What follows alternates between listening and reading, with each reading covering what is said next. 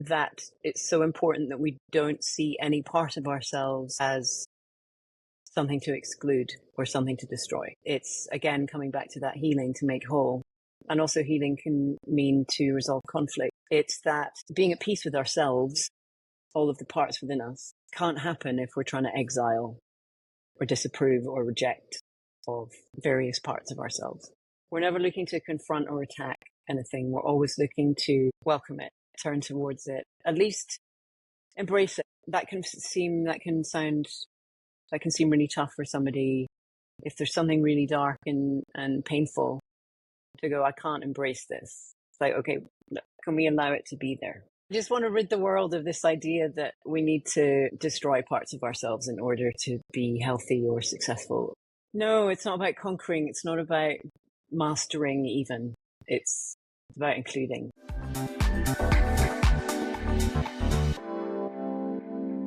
Hey there, welcome back to Good for the Hive, the podcast where I get to sit down with some inspiring guests to share their life lessons and take a look at the question, what is a good life?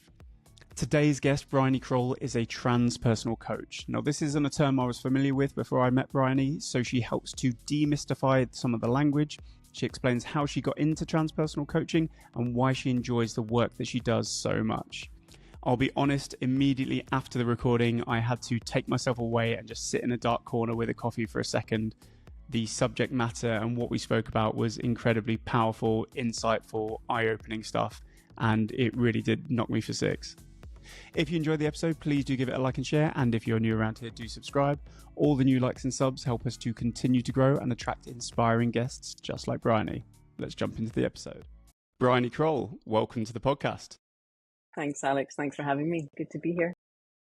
Good stuff. I have naturally done a bit of research on you, and there are so many little tidbits that are like jumping out from what I've found. I can't wait to delve into some of the language that you use. I want to demystify some of the terms that I'm not particularly familiar with. But before we get into all that, I want to start with the same question that I always start with. What is a good life to you? The big question. And I sifted through quite a few possible answers to this because it's such a big question. It's one of the age-old questions. And I know you're interested in philosophy, so that question doesn't surprise me. But it all depends on your definition of good and your definition of life. And that's particular to everyone. However many people are on the planet right now, 7 billion or something, there'd be 7 billion answers. But since you're asking me, as a coach, my first response is to ask a question back, is why is the question valuable? And so that brought me to then thinking, we all care whether our life is good or not. And again, that's going to be 7 billion interpretations of what that good life means. But it's that caring that I think makes humanity so unique. Maybe animals care if they're having a good life or not. I don't know. Maybe the trees care. You know, all of the other living beings that we share the planet with, are they questioning this? Are they asking this question? So it's important to us to know, because we all want to feel as though our life is worth living, for one. And then it's on a scale of what is good. I shy away from the hashtag best utopia, but a good life for me, to cut to it finally, is one in which we've made as much of our unconscious mind conscious, so that we can live freely as our essence, as who we were meant to be, who we were born to be, and give back what we were born to give. And that's going to look like as many different lives as there are on the planet. It's just that making of what we're not aware of in ourselves, becoming aware of it. Because we're so driven, guided, forced almost by unconscious conditioning, unconscious programs, the imprints, our histories, the beliefs that instilled themselves before we could even talk. They govern our behavior until we become aware of them and begin to interrupt them and then replace them. So that's a whole process. But there's no such thing as free will until while we are emotionally attached to a belief system. And if we're not conscious of what those belief systems are, then we're puppets really to the past. That sounds like a soundbite, but it's I want people to be as free as possible within themselves. There are varying degrees of freedom out in the world, as we're all seeing every day. But it's that Viktor Frankl's man's search for meaning, the last of man's true freedoms is his attitude. I would not change his language, but we're only as free within ourselves to the extent that we're conscious of what's driving us. So there's the long answer. One of the most philosophical answers that I've had, to be honest. Okay. We've got to delve into what you do then, because that has shone through in your answer and what you believe in and how you've come to it. So first of all, I love the whole talking about conscious, unconscious being. And before we delve into your work so much, do you think tending to a life of unconsciousness, is this a modern thing, or do you think this is something that humanity has battled with for the ages? And it is like almost a default that we default to unconsciousness, a life of unconsciousness, and walking around and not interacting fully with what's in our orbit. Is that becoming worse with the modern times? Is it something that you think we've always had to sort of battle with? I think humanity's always been searching for themselves. I think the seeker is one of the oldest archetypes. It's definitely easier to remain unconscious now. And by unconscious, obviously, we don't mean asleep. We mean not conscious of yourself and your thoughts and the state of your nervous system, your emotions, your reactions, your relationships, the sensations that are going on in that, there's so much going on in us all the time. And a lot of the time we can spend our days in automation and not remember it and get to the end and go, oh, that was a blur. And then we've got all of these devices and all of these platforms and all of these distractions that take us further out of ourselves. So it's a greater distance to get back. So I think, and I wonder how much of that sort of existential angst that I believe everybody has, whether or not we're tuned into it, is down to the fact that we do have that yearning, we do have that seeking, that searching for something more. And at the same time, we're doing that, or we're checked out. We're still functioning, we're still doing, very much doing, but the state of being is ignored until it reaches a crisis point. And there's so much we can do to, I guess, primary the state of being. So I say a lot to my clients, it's less about the doing as it is about the state of being that's doing the doing. Does that sink in for them straight away, or are they like, no, they get it. What does They that mean? do. I know. Well, I mean, it's usually in context, but it's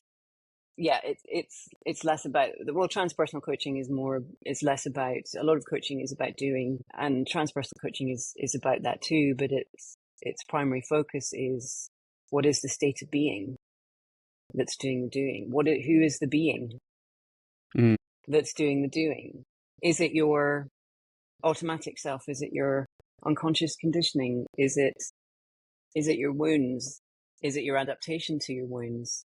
Is it the person you were taught to be growing up? Is it the person culture told you to be? Is it for male and female in that old-fashioned gender split? Are you fulfilling society's expectations of your gender? So there's so many of these influences that tell us how to live, and none of them tell us how to find our inner compass. Very few of them. If I could redesign the education system, that would be a big part of it. You were going to ask me something. So you've just brought in transpersonal coaching. Before our mutual friend Megan passed your details on to me, I had never heard of this before. So can you go into? Alone. Yeah. But there is stuff out there. There's not masses, but there is stuff. But in your own words, one, how did you find transpersonal coaching? is there a Bible? Is there one person who made this link that this is all built from? Or, oh God, you're going to say someone huge now. And what does it mean to you? What does it mean to you? What does transpersonal coaching mean to me? Yeah. Or what is it? What is it? Yeah. It's a type of coaching that, as I said before, primaries the state of being. What level of consciousness are you operating at going about your life? Who's making the decisions? Who is making your life choices? Who is looking for purpose? Who's defining that purpose when you find it? And it's the who you are being that is of most interest to me. Transpersonal coaching then is that marriage of psychology. I've come to think of spirituality and philosophy as very similar. I was a huge philosophy student growing up, and just was always, I know so many of us ask the big why questions at various ages and at various junctures. Some people never let go of that why, or the inquiry, and I never have. And it's the what are we here for question. The big questions, I think, in spirituality, there's something bigger than we are. We can feel it when we're connected to it. We don't know what to call it. So humanity has called it lots of different things, but it's an experience more than anything. And it's something our minds think we have to connect to. So if we connect to something, often we perceive it outside of ourselves. Transpersonal coaching is very much about that coming to the place where you actually understand that it's you and not something out there. It expresses through you, and you are an expression of it. And then you've got the mind and the psychology and the imprints within the human body that make up a human life. And it's the meeting of those two things. I discovered through my own personal development and professional development that there was this disparity between the psychological realm and the spiritual or philosophical realms. There tend to be those who are proponents or really experienced in therapy were very much in their story about what happened to them, how they adapted to it, who they became because of that. And there was a lot of awareness facilitated by that. But there'd be a ceiling to growth somehow. And then you'd have spiritual circles or spiritual practices, spiritual traditions that seem very disembodied and more about transcending the humanness than integrating the humanness. The whole kill the ego thing, the ego bad, higher self good. And I always questioned that, going that seems very binary and divisive, considering they kind of coexist. How are we ever going to be whole? Because one of the meanings of heal is to become whole. How are we ever going to become whole if we're at these darkness bad, light is good? Only light, no dark. But then if you're only dark and no light, that's denying another part of your humanity too. The aim of transpersonal coaching is to bring these two together and evolve them both. Sometimes with a client, you have to start with the dark. And when I say the dark, I don't mean bad darkness. The things that aren't in the light yet, the things that they're not conscious of, the things that are driving them unconsciously. And a lot of that is wounding and the adaptations to wounding. And sometimes clients aren't ready to go there until they've bolstered, until they've really connected to that more expanded, intuitive essence. And so that's the balancing act in terms of the week by week work with the client. But yeah, so it's the integration of those two things in an ideal world to facilitate wholeness as much as possible, and from there living freely from that wholeness. And when you say wounds and wounding and these sort of things, are we in another language? Would that be trauma? Yeah, psychic wounding really is another name for trauma. But it imprints in our bodies, our nervous system, and there's a lot of there's a lot of talk about trauma now, and Gabor Maté is one of the best authors. There's a lot of great, and Van der Kolk's book is one of the most famous, brilliant book from a few years ago now. The Body Keeps the Score. Gabor Maté talks in his most recent book, The Myth of Normal, how trauma's kind of become one of these overly used and thus diluted in its profundity words for something that we all have experienced at varying degrees. The distinction he makes in one of his earlier books, In the Realm of Hungry Ghosts, where he talks about addiction, he's a real paradigm-breaking writer. He's a doctor.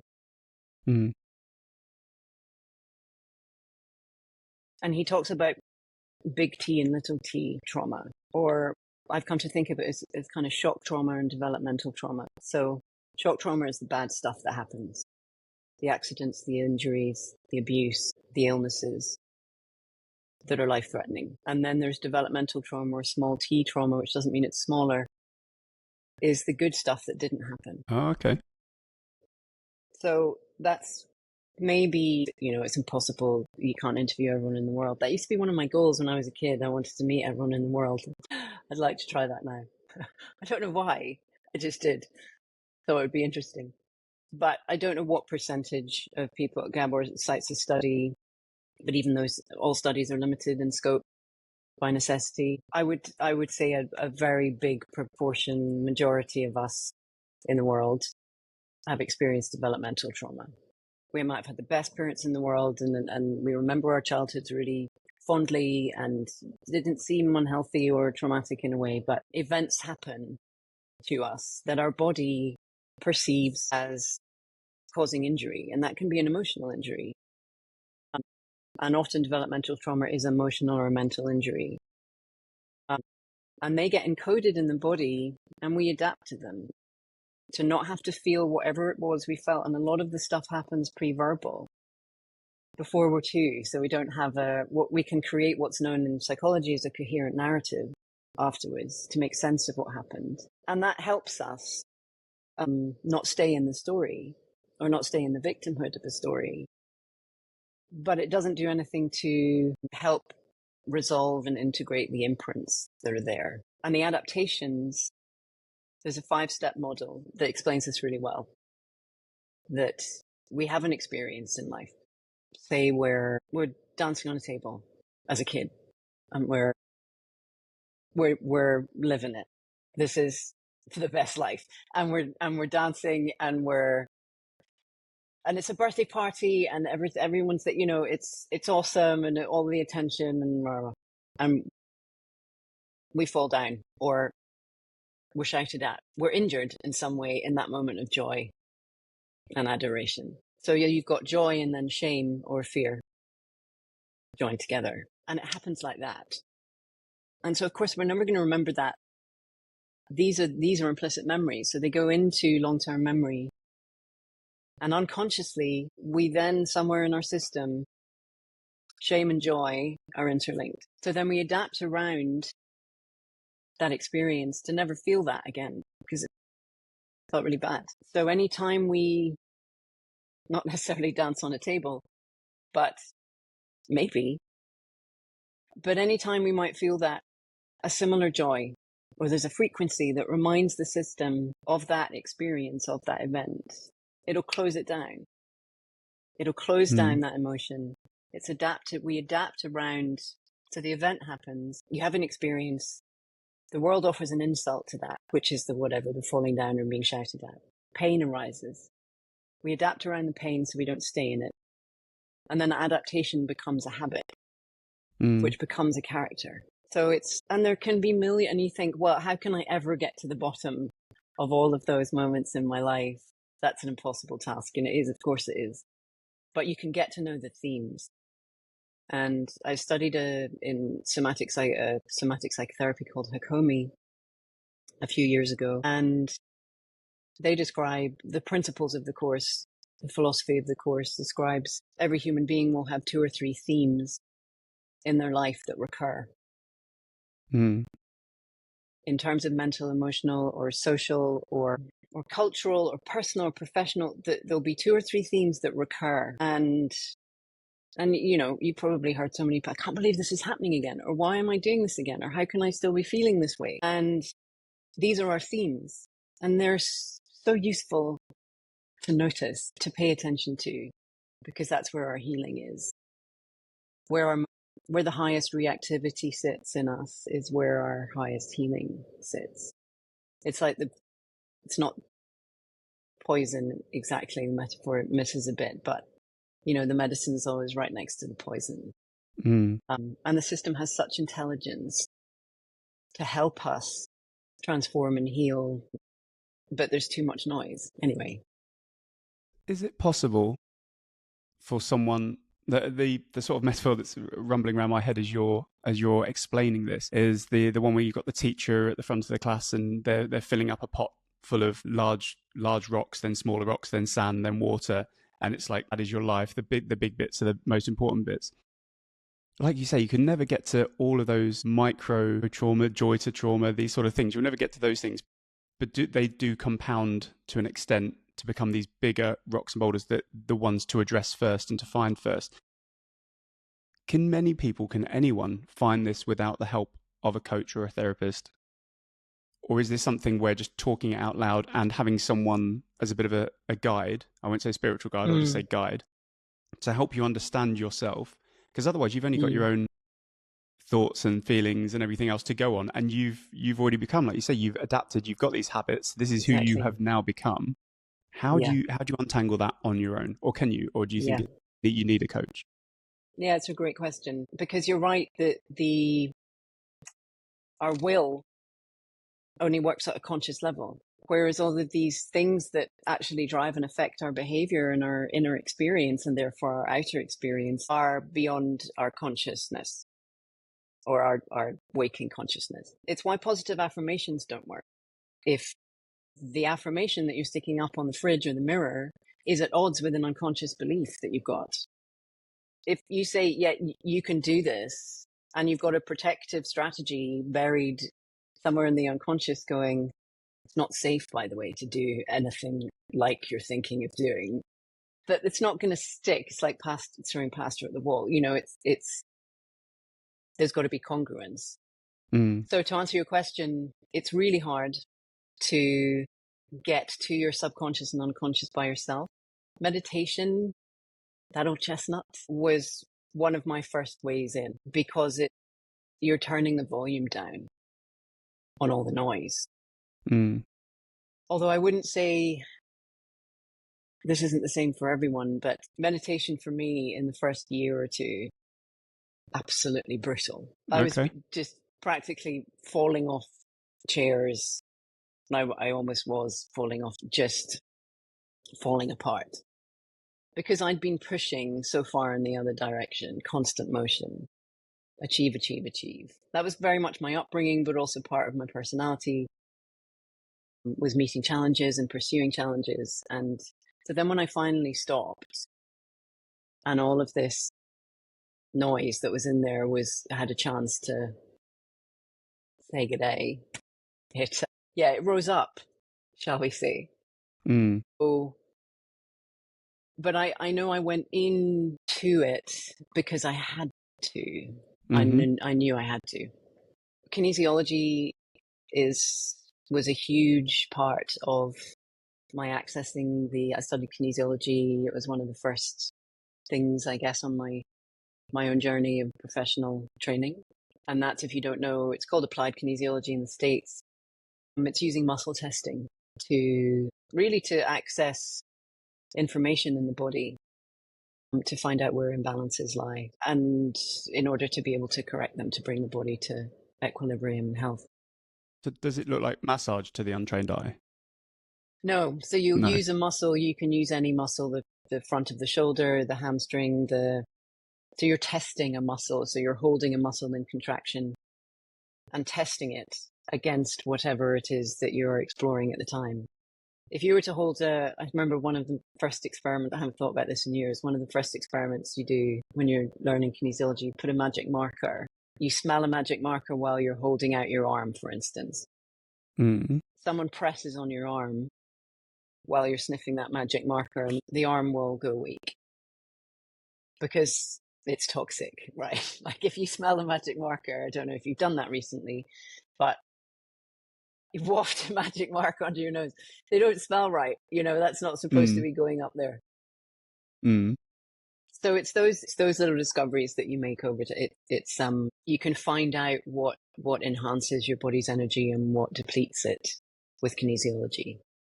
And it also has a whole arm of the mental, emotional, and psychic part. And when I say psychic, I don't mean, of the medium psychic persuasion. It's Carl Jung's definition of soul. Mm. The psyche was the old word for soul. So it's those kind of imbalances that we can start to unwind. And most of them sit beyond our awareness. So to come back to your question, it's tough to do this by yourself, but there is a way in, which I can either describe now or later. Yeah, let's go for it. Yeah. So the best, I guess, the most obvious way, the best self-sufficient way to start tuning in to or starting to become aware of what your own themes might be or where your adaptations are, because adaptations exist to protect. That's why I don't believe in sabotage. It's the two things I'll get on a soapbox about, which I'm not supposed to do as a coach, but I won't let clients continue with the story of sabotage, self-sabotage, because I just think it's massively unhelpful to think of a part of us trying to sabotage the rest of us. Again, it's anti-healing, it's anti-wholeness. If there's same as the kill the ego, it's like, it's, there's a part that's out to get me or out to undermine me or out to, it doesn't want the best for me. It's out to get me. It's not out to get you. Every single time over the years, hundreds of clients, you drill down underneath a so-called saboteur, and always, always, always is it protecting something in the system. It's not trying to sabotage you, it's trying to protect you.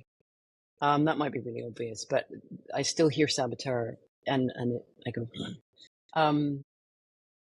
so the adaptation is the protection. So to find out where your greatest adaptation is, potentially, is to notice where you become most reactive. And by reactive, I don't mean just anger. When people think reactivity, they think anger. Mm. Reactive can mean it's the extremes, and you'll feel it somatically. So you'll feel it in the body. You'll feel it via sensation, which actually is a really good way in because your body's quite obvious, hopefully. It only takes a moment to scan and go, what's happening right now? Reactivity can be in the form of great fear, great shame, great anger. If something is the system is interpreting something as being threatened. So that's your great. first, yeah. That's like, to analyze yourself then, your body is giving you the biggest clues that you need to start. Always. It's not a mystery. Like you say, with someone like yourself, you'll potentially have people, you can read people quite well, I'd imagine. But all you have to do is just go about your life and wait for these, like you say, great shame, great anger, great whatever it is. And then that gives you a starting point, a jumping off point to go, okay, maybe that's the biggest boulder that I need to deal with right now. Yeah.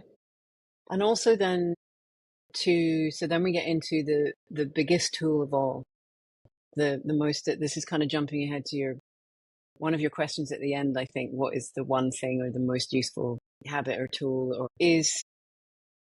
there's an author called Michael Singer.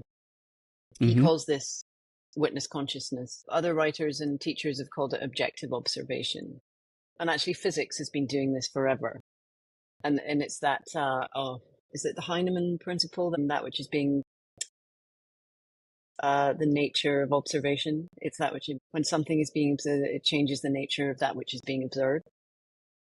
So the minute you begin to observe yourself, you're no longer in the reactivity. Okay. You can't observe reactivity and still be reactive. It interrupts the automatic defense protection mechanism. So, and this is a skill. Are you saying It's this a is a skill. positive solution to a reaction? This is a way to start to help yourself understand, to get to know yourself, because that was one of my other possible answers to what is a good life, is to get to know all of the parts of yourself and welcome them all, because a good inner life is a good outer life. I don't think you can have a good outer life without having a good inner life.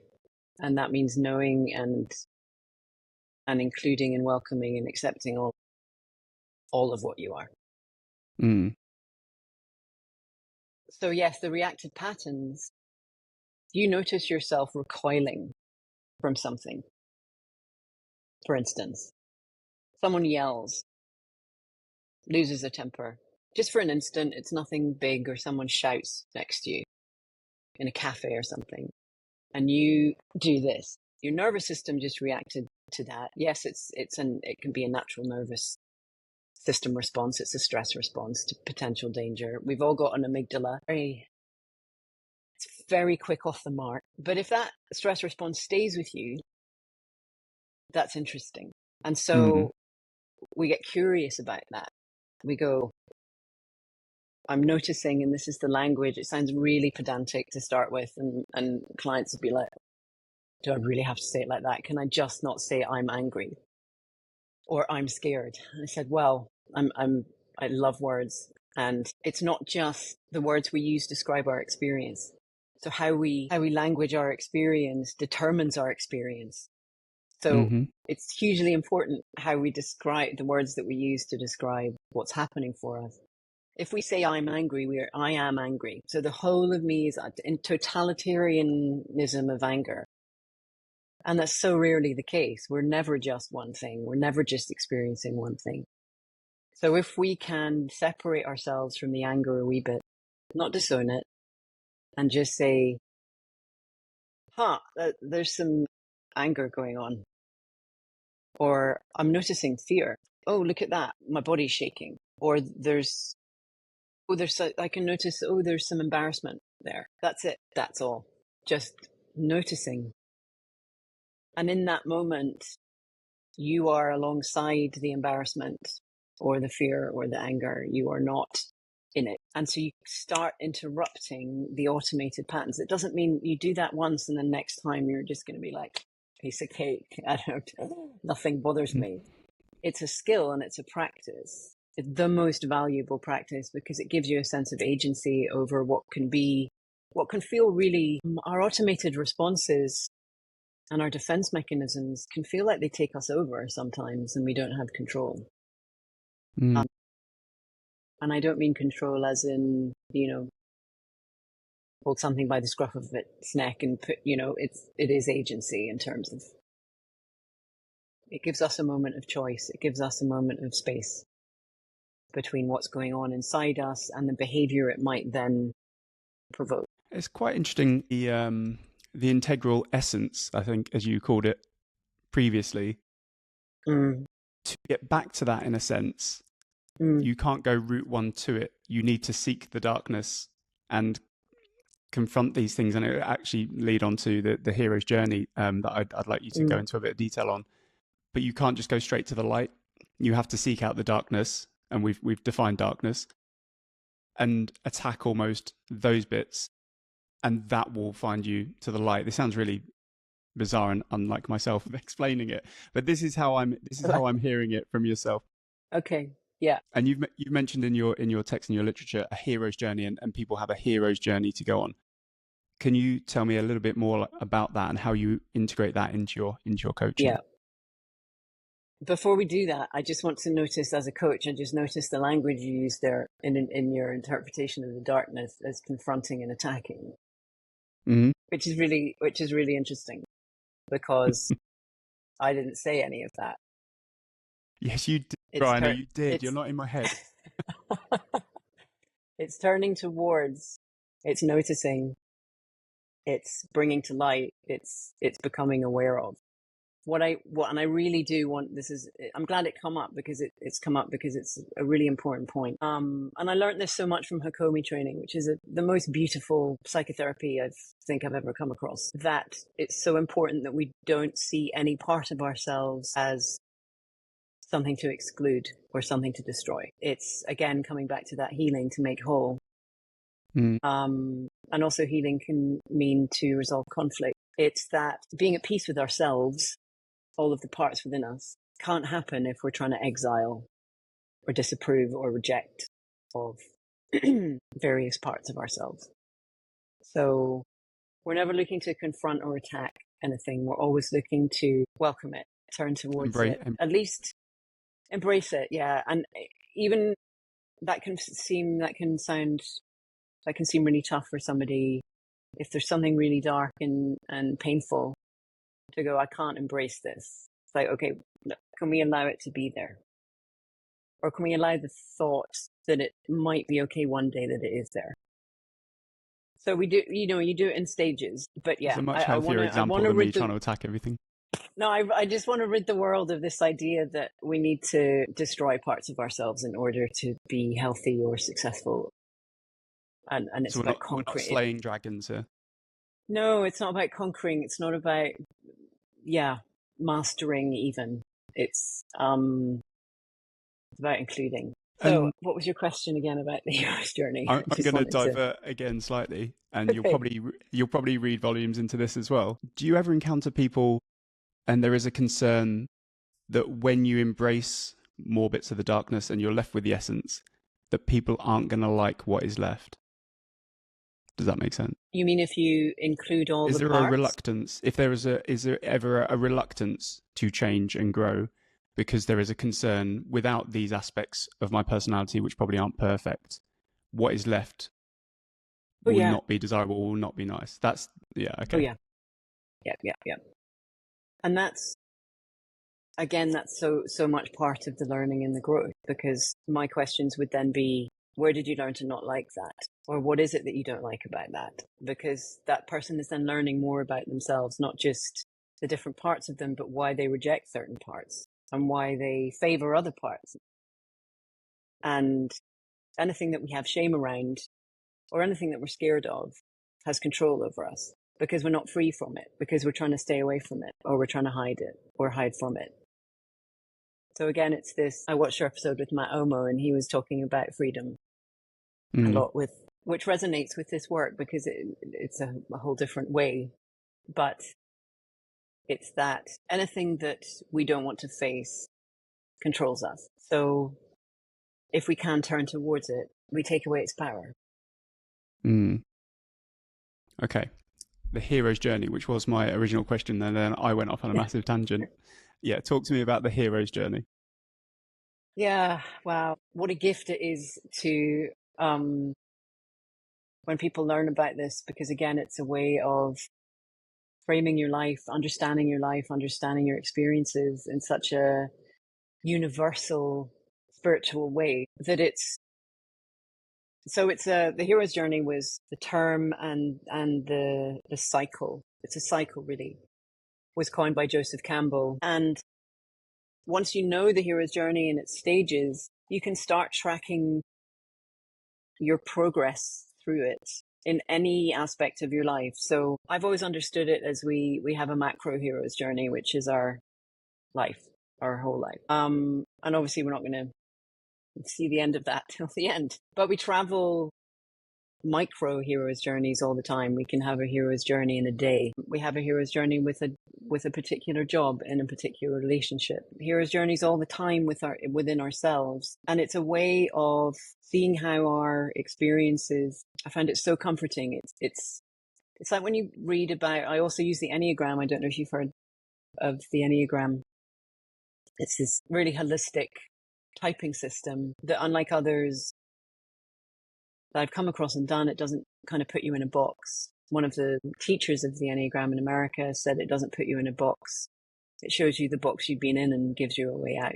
But what can be useful about that kind of an archetypal psychology is seeing that everyone travels these journeys. Everyone is going through this. And it can really help to depersonalize what we might be going through by putting it through a bigger lens and going, okay, which stage of the hero's journey am I at right now? Is this the call to adventure, which is right at the beginning? If you think Luke Skywalker in Star Wars is one of the most quintessential hero's journeys you can ever, and George Lucas actually studied A Hero with a Thousand Faces, which is Joseph Campbell's seminal book, before he wrote Star Wars. And the call to adventure, Luke's bored and restless on Tatooine, and he's, he knows there's something else, but he must stay and work with his aunt and uncle. But the call to adventure is there, and we experience it all the time, these urges that we get. I want to go, and it can be a tiny adventure, it can be a huge adventure. But it's that call. And I think of it in transpersonal coaching, we do talk about the soul. That's how I term that spiritual, philosophical essence part that's unchanging, no matter what's happened to us in our life. It's the same when we were born as when we die. And my business name is Entelechy, which is a Greek word for the essence within an organism that propels it to its original destiny. Like the acorn is the entelechy of an oak tree. Like it has everything it needs within it to become what it's going to be. And it just takes certain conditions for it to realize itself. So the hero's journey is this call from the soul to realization. And it's really the call to find oneself. But we travel these different stages of the hero's journey throughout our lives. The call to adventure, the separation. So then Luke leaves when Obi-Wan comes. And Luke leaves, and it's the separation from the known. And we've all been through that. Leaving school, going to uni, or starting a new job, or moving away from family, or there's this whole unknown, and you've crossed the threshold into the unknown. That's another big stage. And you've got nothing to go on. You just got your wits and your beliefs and your whatever it is. And then there's a road of trials, which is when we face all of the difficulties and the challenges and the obstacles, and then the dark night of the soul. And in my experience, I don't know why they call it a night. It's often several weeks or months. Maybe that was just me. And it's that real existential kind of, why am I here? What's this all about? Is there any point? That's a big question in the hero's journey at the dark night of the soul. What's the point? And that's where it can be really useful when you're in a really dark place in yourself. What's the point? Is a very disturbing question to oneself. When you hear yourself say that question, it's a hugely disturbing question. But on the hero's journey, that's the point of the dark night, is to ask, what's the point? Because in that question, an answer always comes. Might not come in that instant, but from that, the supreme transformation happens, where something is deeply transformed in the hero, and they then travel the return journey, often back to the place from whence they came, but often to a new place, with a new understanding of themselves and a new experience of what they're capable of. So we travel these journeys time and time again. Like, are any coming up for you, Alex? Like you say, constantly. There's always things, and then it leads to growth, doesn't it?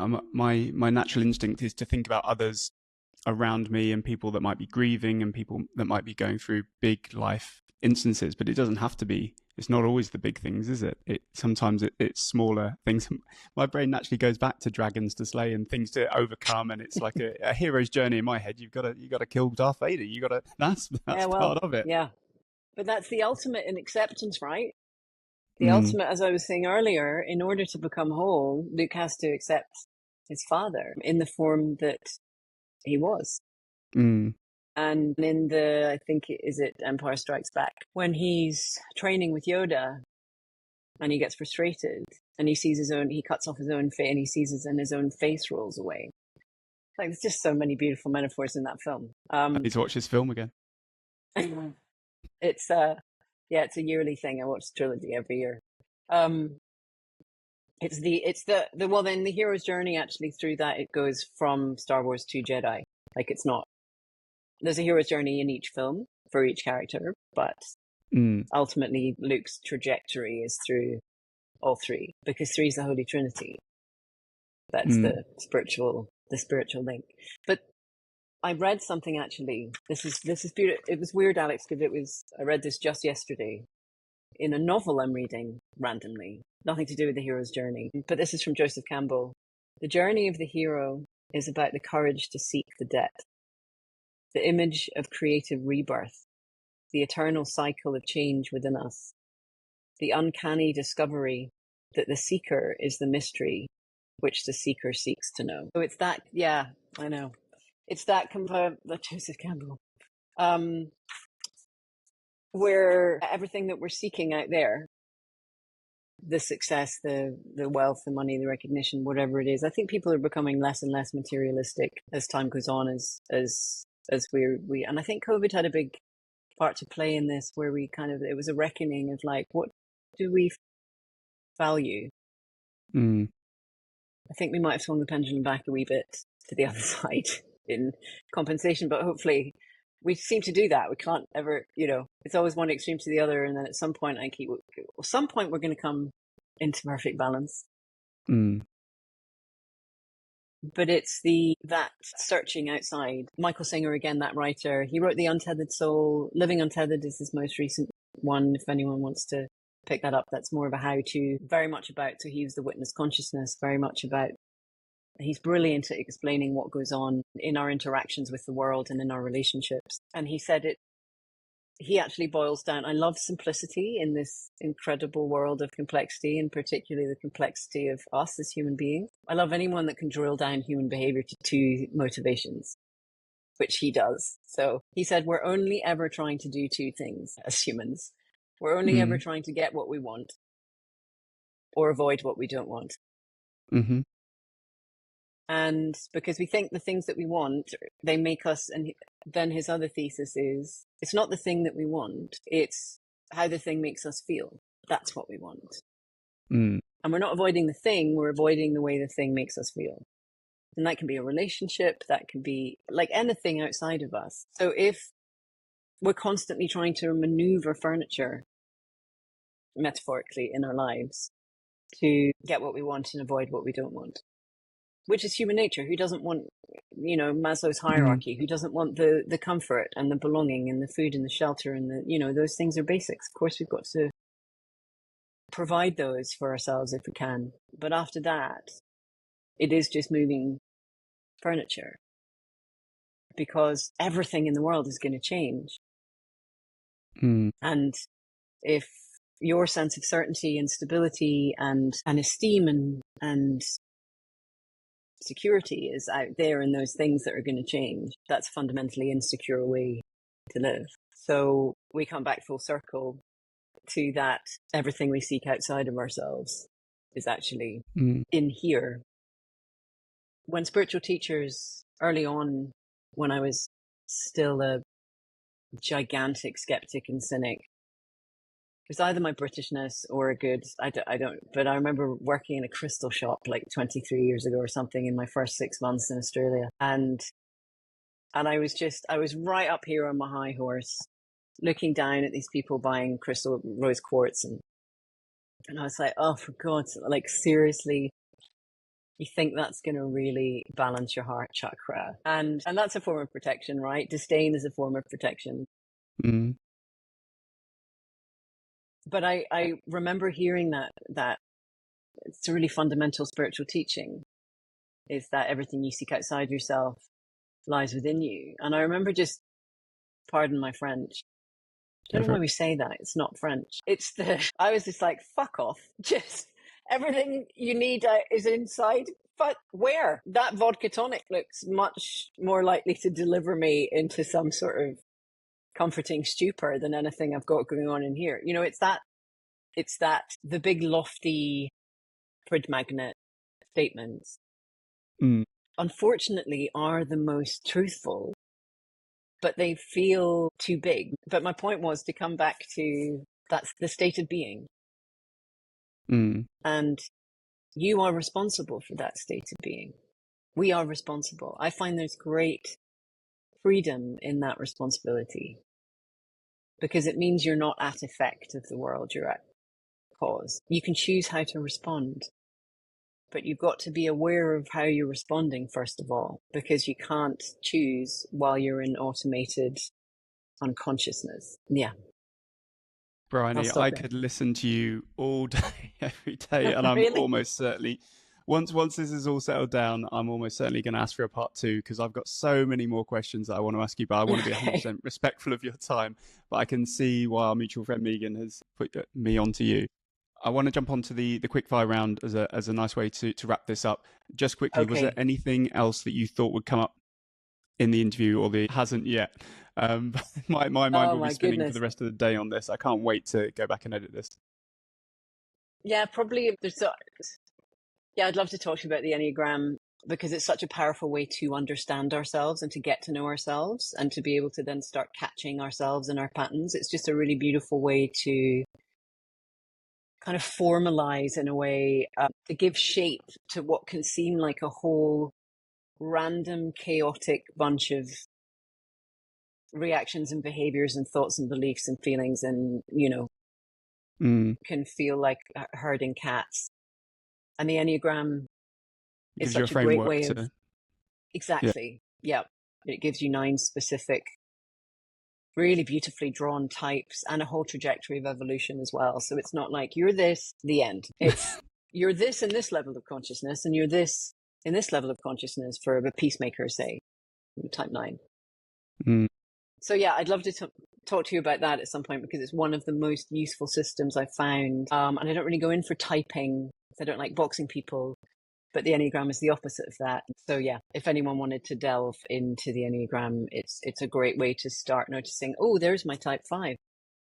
Oh, there's my type 2. There's the basic fear of the type 4. It's just that sounds a bit whack right now because I'm talking about, but yeah, anyway. So that, yeah, we can talk about, that's probably a whole thing by itself. Amazing. So quick fire. Quick fire, which 100% will be quick fire. 1-word answers. No. Oh God. What book would you give to someone if you wanted them to live a good life? You see, it can't be any one book, Alex, because... This is the problem. We've mentioned about 10 already.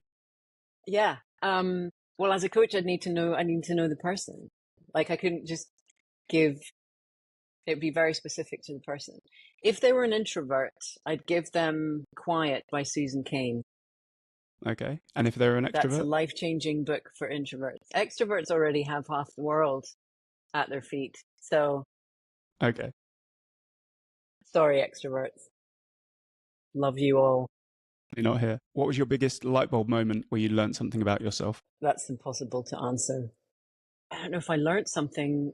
I mean, I did in the ensuing years, but my biggest light bulb moment was I have to go to Australia now. Okay. Of all the skills you've learned or developed, which one do you consider to be the most important? It's a dead equal tie between meditation and witness consciousness. Objective observation, learning to notice yourself. What's been your best mistake? You can't say jumping on this podcast. Or maybe you can, because it'll be your best. Maybe I can. Best mistake. You see, that it's the best in the mistake that flummoxes the mind. Mm-hmm. Because we're conditioned to think of mistakes as bad, which is why I love the question. However, as I alluded to at the beginning, when we were chatting, I don't know if I believe in mistakes. And that's not to say, like, there's no way to say that without sounding like a wanker. Like, I don't believe I've ever made any mistakes. It's not that I just, again, it's with the, what's a mistake? See, I just ask questions for every question. Sorry. It is your vocation, to be fair. I'll let you off. Thanks. What keeps you up at night? The rooster next door, my partner snoring. It doesn't keep me up at night because the sleep is very important. So I'm able to de-excite my system now to the level it won't be kept up by my mind. But I guess what keeps me up, I suppose, or what is one of the most important things to me. And one thing I haven't mentioned here is how now more than ever is how required kindness is in the world. And I wish it were more, because you meet everyday people, you have everyday encounters, you hear the little stories, and you see it for yourself and you feel it in yourself. And kindness is, I believe, one of our primary and primal characteristics. And yet you don't see it broadcast anywhere. If maybe the little nice news story, at the end of oh, look, it's not all bad. It's like, well, actually, the world is as full of light as it is of dark. Why are we only hearing about the dark? Perfect. That's what would keep me up at night. If you allowed it. If I allowed it. I feel like you might not answer this one either, but if somebody wanted to take one step towards living a good life, what would you tell that person to do next? Treat themselves with kindness. Like that.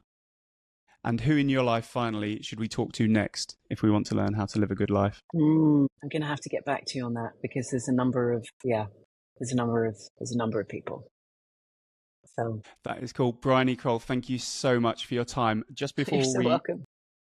Just before we jump off, if people want to reach out to you or connect with you online, etc., what is the best place to find you online? You have a website? I do have a website. Have an email? That's it. Yes. They can email me if they like. Good on you. Briony Croall, thank you so much for coming on the podcast. Oh, you're welcome, Alex. My pleasure. It was really fun. Thank you. Thanks for watching all the way to the end. Just before you scroll on, please do give it a like and share. And if you're new around here, do subscribe, and we will see you in the next one. Cheers.